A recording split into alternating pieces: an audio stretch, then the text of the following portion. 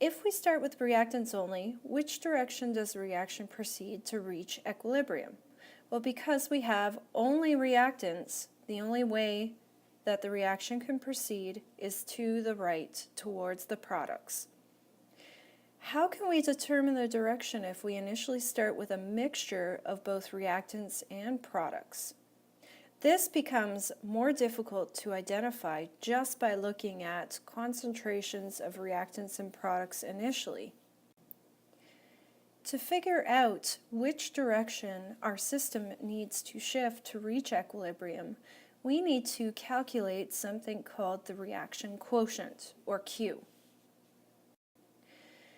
This is a calculation that's used to determine whether a closed system is at equilibrium. If the system is not at equilibrium, Q also tells us which direction the system will need to shift in order to reach equilibrium. Calculating Q is quite easy. We're going to substitute the concentrations that were given into the equilibrium law expression. Just to recall then, for this general equation here of A plus B reacts to give C plus D, our Kc or our Q would be defined as the concentration of the products divided by the concentration of the reactants. It is important to note that Q is calculated with concentrations at any time point, whereas a Kc is only calculated with concentrations at equilibrium. So the value we get for Q, we could compare that to Kc. We're going to compare to Kc. If the two values are equal, then that would mean that the system is already at equilibrium. However, if Q does not equal Kc, it means that the system is not at equilibrium, and depending on its value, it's going to tell us which direction the system needs to shift to achieve equilibrium. What does Q tell us then? So Q equals Kc. That means that the system is at equilibrium. If Q is bigger than Kc, it means that the system is not at equilibrium and that it must shift left or towards the reactants in order to achieve equilibrium. If Q is smaller than Kc, then it means the opposite. The system has to shift right towards the products in order to reach equilibrium.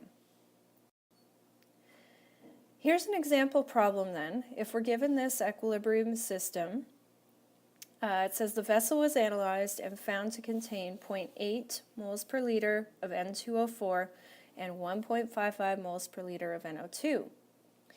We need to determine if the system is at equilibrium, and if not, predict the direction that the reaction will proceed to achieve equilibrium. The first thing we want to do then is calculate a Q. So Q is our equilibrium law expression, so it's going to be NO2 squared divided by N2O4.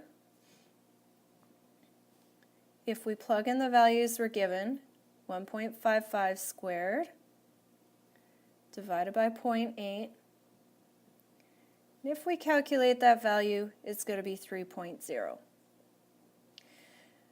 We're given in the problem a Kc is 0.87.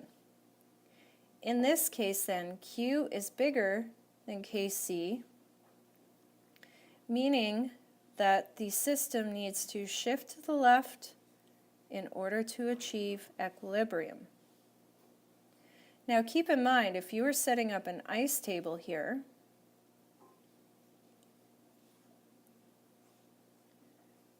we got 2 NO2, so let's just plug in, say these were initial concentrations.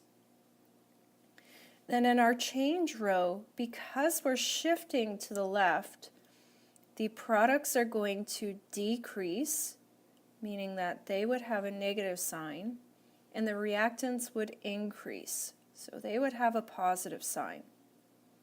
This is opposite to what we've been doing so far, where we've had only just reactants.